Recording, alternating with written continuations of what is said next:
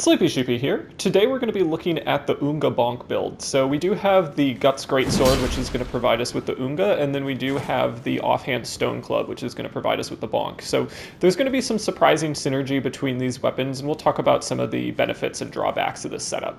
So one of the nice benefits about this setup is the true combo that we get from the poke into the offhand stone club. So that's a pretty nice true combo, and when you have an offhand weapon that has 575 when it's unbuffed, that's pretty solid. We also will have flaming strike on the offhand weapon in some cases, so we can raise that up to 665, which is a pretty solid offhand weapon buff, and the fact that the second hit just comes out so fast means the offhand weapon is fairly spammable. So there's going to be nice benefits there. One major drawback is the fact that we have an A scaling weapon with the Guts Greatsword, and we're not going to kind of get that to its full potential. So we have 723 AR when we're one-handing it, and that bumps up to 826 when we're two-handing it.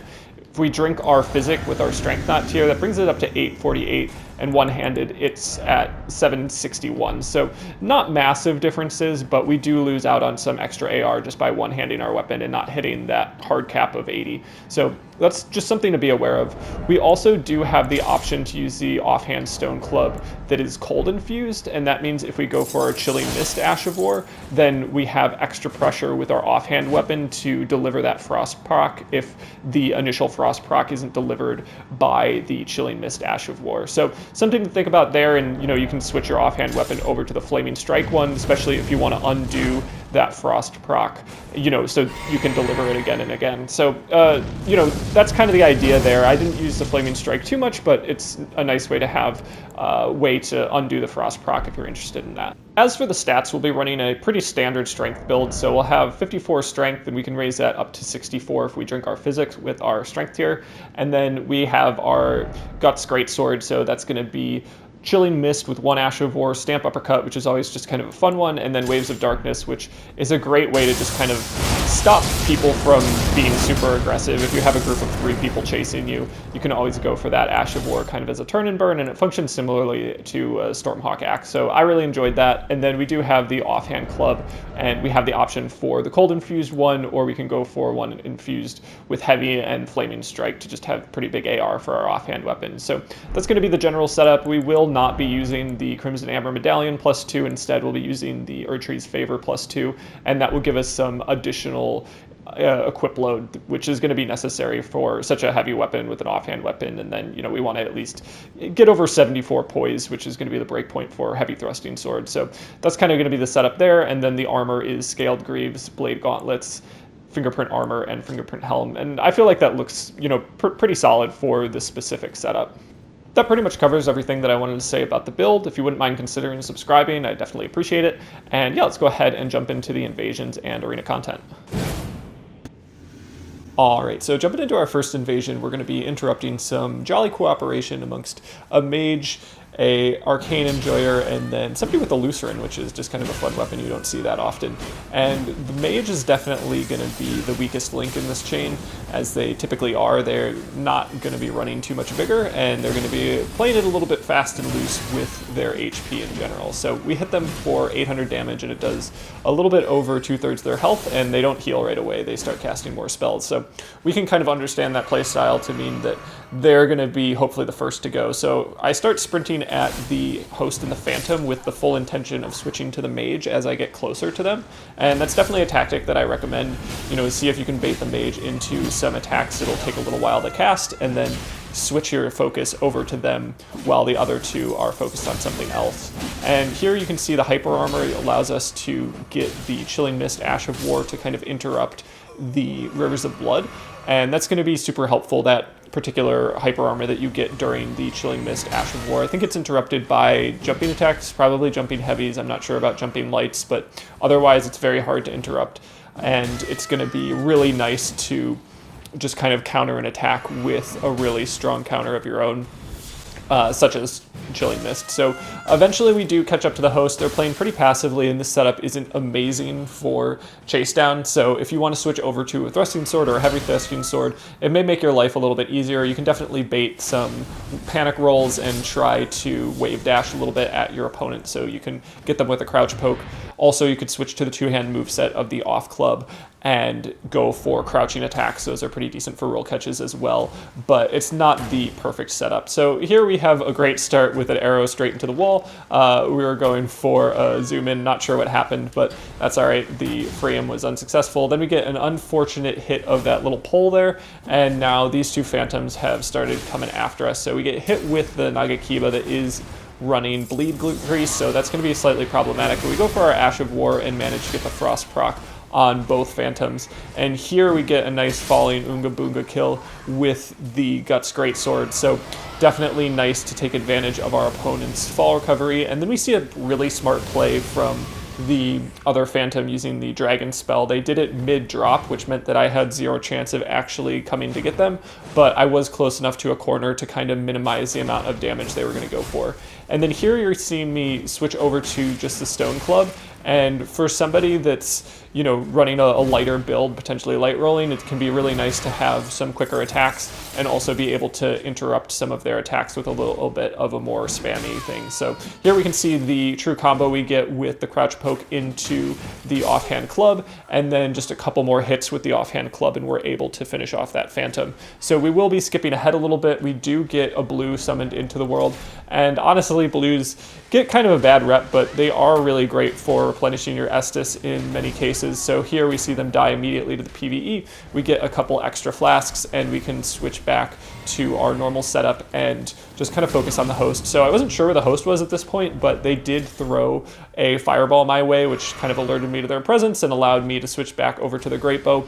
The main goal here is just to knock them into an area that I can get to, and so I shoot the arrow behind their feet, which forces them forward and down into an area that's very PvE heavy, and you know, the avatar kind of does the rest. So it was a bold move kind of running them back. They probably should have proceeded forward into the level, and the PvE did quite a bit to help me out there. So in this next invasion, I do miss the jumping attack, but hit them at least once with just kind of a follow-up light attack, and before I can hit them with the fan daggers, the angle is just a little too high. I do need to follow them back up the ladder, and they are running a Nagakiba as well as or cross Naginata, I should say, and a spear, so I'm not really trying to give them too much priority, and we're able to just kind of hit them with the crouch poke and follow that up with a couple stone club hits, and that takes care of the rest of their HP. So it does take us a little while, and we do have to use a bloody finger, but we do eventually catch up with the host and the phantom.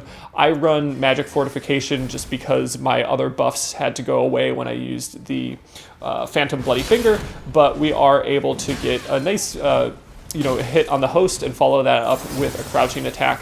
I was going for the riposte, and if you're running a weapon like this, crouch canceling or roll canceling your attack or your kind of recovery frames can be a nice way to actually be able to grab those ripostes, because you'll oftentimes be in these recovery frames that are so long when it comes to the Ultra Greatsword that you're not actually able to grab that riposte. So just having that as an option is good to know about. Crouch canceling is a thing to make that a little bit faster. So we do eventually get the chase down on the phantom. Just going for some wave dashing is going to be a nice way to bait a roll, and then we do get the true combo again with the crouch poke into the stone club on the host and come out with the W there. So moving on to the next invasion, we have a player wearing the wolf head, and they're kind of a Giga Chad when it comes to their approach to the game, but that doesn't always work out to their benefit. They just kind of stand there and get hit with the Chilling Mist and then go for their Ash of War, but immediately get hit by several things at once, including the PvE and my offhand club, and we're able to come out and just kind of turn that 3v1 into a 2v1 very quickly. And you will notice that one of the phantoms, the one spamming Adula's Moonblade, is currently poisoned, so they seem to be slightly worried about that at this moment. They go for a couple heals, but now they back off, and I'm able to start putting pressure on the host, hit the phantom one more time, and they back off again and go for Adula's Moonblade, and I just kind of chill back here out of range of the spell and let the poison do the rest. So I'm not sure if they were out of health, but that certainly wasn't the play, and now it's just a one-on-one with the host. They start casting some spells, but it's not doing too much damage, and I'm able to just kind of reaction roll most of Rivers of Blood, go for the true combo, and start pressuring. I was hoping to get a stamp uppercut to knock them off the ledge, but they decided to roll down there anyway, and we come away with the W again. So some kind of poor coordination between that group, and just a good way to start. This next invasion is going to be with a guard break with the Stone Club, followed up by Chilling Mist, and I think it was supposed to be an honor fight at first, but then the host decides to get involved. I managed to get the Estus Punish and hit the Phantom with just a light attack, and then get a crouch poke out of a roll that kills them for the last bit of HP. And then at this point we see our host, switch over to Loretta's Spear, and I kind of see their Loretta's Slash and raise them with the Stamp Uppercut and come out with the W there using the Hyper Armor of the first part of that Ash of War. So definitely a good moment there, and again, we do come out with the W with this kind of silly build. So next up, we have a group of 3, although I didn't really understand who was who in this invasion. Again, if I like to read, I wouldn't be playing video games, so I'm unaware of who the host is just from the initial information I get at the beginning.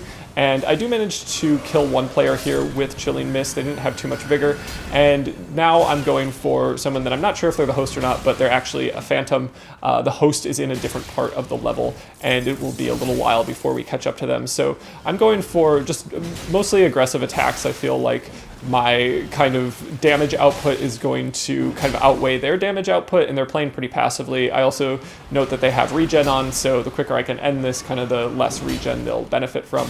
So that's definitely on my mind, but I do need to make sure that I kind of keep an eye on my health and don't run into their curved sword attacks. So just kind of all that is going through my head, and I also know that they are frost procced, so the extra damage associated with their, kind of limited physical damage negation that comes with the frost proc is going to be to my benefit as well. So we do get the crouch poke into the Stone Club, and then another Stone Club hit is going to be pretty helpful. And at this point, I realize that the Stone Club hits are very beneficial. They're not reacting to them super well, and at this point, we can kind of just repeatedly Estus punish them with the crouch poke Stone Club hit true combo, and that's very beneficial in that situation. So moving on, we do eventually catch up to the host, go for a neutral light attack, follow that up with a crouch poke, and their lack of vigor kind of showed in a detrimental way for them. So moving on, we have maybe one of my favorite invasions of the showcase. We have kind of this standoff here where they go for some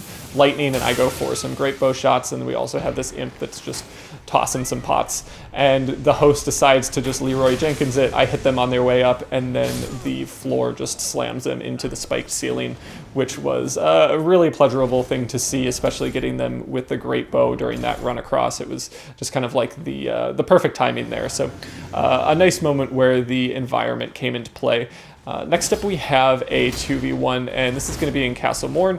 We were running a talisman to use a great bow, and that did cause us to fat roll, so we just kind of panic, take it off there, and switch back to light rolling or medium rolling. So we do land a jumping attack as kind of an Estus punish and just kind of avoid the incoming damage from the host.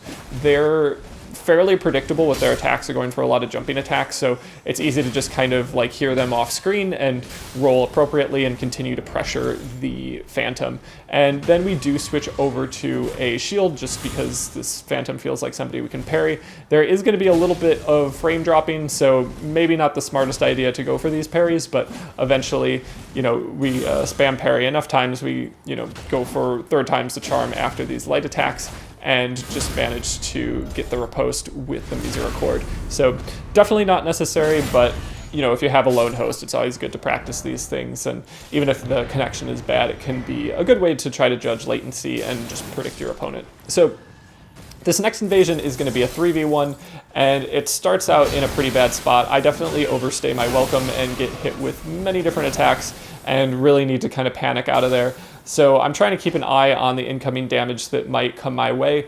Switching over to Bloodhound Step would not have been a bad move, and I try to zone them a little bit with Chilling Mist, but in hindsight, I would say that was a very risky move, and I was lucky to make it out of there.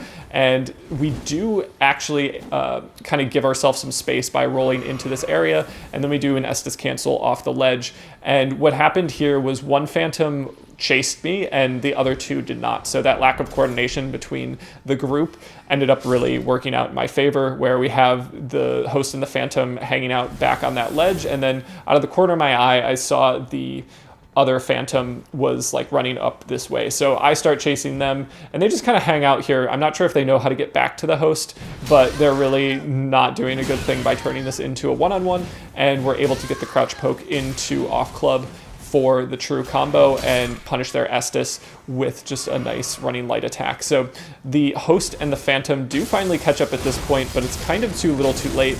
We're able to go for Waves of Darkness and get a quick, running light attack on the host, but the other Phantom does show up, and they're extremely difficult to see in this kind of dark area. They are running the Trick Mirror, which means, their character isn't glowing orange, which would have been much more helpful, but we do manage to land the Waves of Darkness hit on them directly, which does quite a bit of damage, and the fact that they had almost 0 poise means we're able to hit them for pretty much every hit that we can. So we do get a nice crouch poke, and this kind of wizard player, they go for their buff with the shield and then immediately switch off, which kind of negates any benefits they would have had from it. And we just kind of begin the pressure, but it's not too difficult at this point. We're able to land a jumping light attack, kind of hit them with the off club, and then go for Chilling Mist in the corner, which I was hoping to kind of frame trap them with the tree and the different walls around them, and then Chilling Mist would hopefully get the frost proc, and it ended up working out in my favor. So next up we have a player with the dual pikes, which is a pretty scary setup. They have extremely low startup frames, and their hitbox is quite long. So, just something to always be worried about. They also have frost on them, so I also don't want to get hit with the frost proc, because that proc animation will likely leave me kind of open to some additional attacks with the dual pikes, and if you stand in one place for too long, you can get absolutely melted. But we do kind of follow up the pressure with the frost proc of our own and chase them down with the offhand club that we were then two-handing. So it takes a little while to find the host, but once we do, we begin the chase down there, and here we both just kind of mash our attacks. Having the frost proc was definitely beneficial and kind of stunned them multiple times, and then we were able to just use the offhand club and kind of beat them to death. So a successful moment there, and it was just kind of like, mashing out of hit stun working out for us. So we love to see that here. We do begin fighting this other Phantom here, and the host does eventually catch up, but little do we know there's another Phantom in the mix, and we kind of get that knowledge by getting hit with Bolt of Gransax. So we need to go over, join the rats, and heal for a moment. So we kind of can reset to neutral here. We do have the frost proc on our offhand club, which was another setup that I chose to do just to get a little bit more frost damage, is running Chilling Mist on the offhand club. And here I went for an Ash of War that was not what I wanted. I really wanted the Chilling Mist Ash of War on my main hand as well, but it was already set to Waves of Darkness, so that was kind of a moment there where I very much misjudged the timing and got hit for it. And this is going to be the last invasion of the showcase. If you want to skip ahead to the duels, might not be a bad idea, but this is just going to be a player with somewhat bad latency and me trying to kill them. And it's mostly just to demonstrate kind of some of the drawbacks of this build, where if they double roll, they're going to be in iframes for quite a long time, and you can see how many Phantom hits that we're actually getting, but it's very hard to punish them with this setup. So the right move in a situation like this would be switching over to an Antspur Rapier. I have a row of poison-infused Antspur Rapiers, and that way you can get 2 different status procs that are going to work through the Phantom hits and just kind of drain your opponent of health more quickly, and you're not going to have to deal with, this horrible latency that we see kind of happening. So fortunately, we are able to kind of hit them periodically, punish their Estuses. If they were, deciding to not roll around in a circle, but rather roll just, off in one direction infinitely, it would be very, very difficult to deal with this. So, we're trying to bait them into some rolls that we might be able to punish with some wave dashing. Unfortunately, we do get the kind of like Phantom backstab attempt, and that's not really what we're looking for. But finally, we do deliver that crouch poke, which true combos, and we're able to come out with the W in last invasion there. All right, so moving on to our next portion of the showcase, we have the duels, and this player is running a faith build with an offhand dagger and a buffed dismounter, which is a pretty strong setup, especially if you use the Erd Steel dagger, where you can run Sacred Blade on that. Basically, you'll have 2 buffed weapons, and the offhand dagger can be almost more deadly than the main hand CGS. So we are going to try to avoid those combos that we know can come from the CGS and really just look for openings in this. So we do get a nice trade, and we're able to use the speed of the offhand club to just deliver the final blow, but that was definitely a duel that I was a little bit worried about. Next up, we have a great player here who is running the dual lances, and they switch over to a Guts Greatsword to kind of mirror me a little bit, and then I think they notice that I have an offhand club, so they hop into their menu there and do a mirror match, which I only saw once and was very happy to see. At this point, we realize that they're fat rolling, so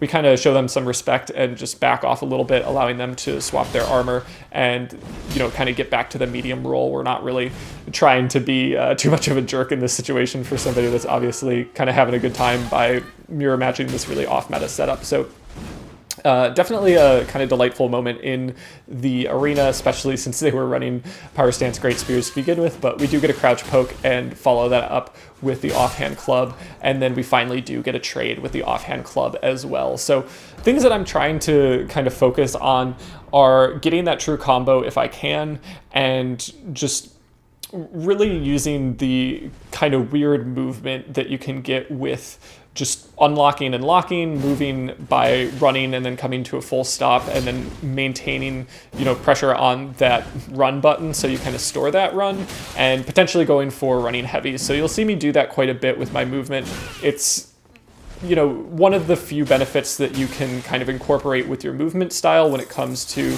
great swords. The other one is obviously going to be wave dashing, but it is very easy to kind of reaction roll many of the ultra great sword attacks, and you do need to be kind of chaotic with your movement to throw your opponent off. If I was two-handing the weapon, I'd definitely be going for more blocks just because it moves my weapon around a little bit. So having a stationary weapon is going to be kind of detrimental to your playstyle when it comes to ultra great swords. And I'm not the best ultra great sword player by any stretch of the imagination, and having an offhand weapon is somewhat limiting, which I think is important to understand just because you don't get that ability to block and block cancel. You can also crouch cancel a little bit, but I definitely prefer just block canceling. So this has been kind of an interesting setup, and I found that the setup was a little bit inconsistent when it came to the damage output and kind of my ability to face my opponents. I think running Chilling Mist is going to be one of the strongest elements of this build, just because you do get hyper armor through it, and you do get the, you know, basically if you hit Chilling Mist for damage, you're going to have a massive health advantage, and if you don't, and you don't get the Frost proc, and you lose out on some trades in the process, it's going to be very hard to recover from that situation where, you know, you kind of feel like you might need to play aggressively, but you have a lot of attacks that put you in recovery frames for quite a while, and when you're in those recovery frames for a while, they're going to be fairly easy to punish. So I would say this setup felt very momentum based, where if you have good momentum in the beginning of the duel, you're probably going to do well, but if you don't, then it's very difficult to kind of make a comeback. That was just my experience just from the initial, you know, I don't know, 24 hours, 48 hours that I spent with this build. You know, somebody might run this build for like 3 weeks and just find great ways to continue to pressure. And that's something that I definitely encourage people to explore is, you know, using the offhand club a little bit more, switching to the two-hand moveset of the club to kind of pressure people a little bit better. I'm not the best hammer user, but people that are really strong with their hammer movesets could probably use this build in a even more effective way. So I definitely had fun with it. I came out with some W's, you know, throughout the dueling and invasion showcase, but I feel like there's more potential to this build, and especially with the ability to frost proc, that's one element that I think is important to consider, because you do get that extra stun, which leaves your opponent open to another attack. So that was super beneficial. If I'd hit the frost proc, I might not hit them for the kind of initial damage, but they'd be in that cloud, and then when they were in that cloud, that extra stun that came would allow me to combo that into another Ultra Greatsword attack, and oftentimes kill them. So nice synergy, I think, with Chilling Mist. I'd say it's one of the strongest Ash of Wars that you can put on an Ultra Greatsword, especially with the Hyper Armor too. So here you can see some of those movements that I was talking about earlier, where I'm kind of starting and stopping and then going for the running heavy. I think the running heavy could absolutely surprise people. It has quite a bit of range, and you don't see it a ton. Like, everybody understands and kind of is aware of the crouch poke that comes with wave dashing, but I think that kind of stored run and then going for a running heavy immediately afterwards can kind of catch people off guard, and it was more useful than I anticipated, and I think it's important to kind of incorporate that into your general movement with this weapon. So here we do get a nice start to this duel where we really get the momentum in our favor early on, and then we can begin using the offhand club to continue to pressure, and then switch to the two-hand moveset just because we only have a little bit of HP to kind of get at the end there. And that's another thing that I really recommend, is potentially swapping to a thrusting sword when your opponent is low on health. You could see it in that final invasion, in the invasion showcase, how hard it was to kind of get that extra pressure. So this last duel will be one where I switch over to a thrusting sword just to get that final HP, because the Stone Club is not an amazing, chip damage tool. If your opponent is playing passively, it's hard to get a roll catch with it. You have the option to crouch, but having, something like a thrusting sword is going to be even more beneficial, and we'll be able to come out on top with the W there.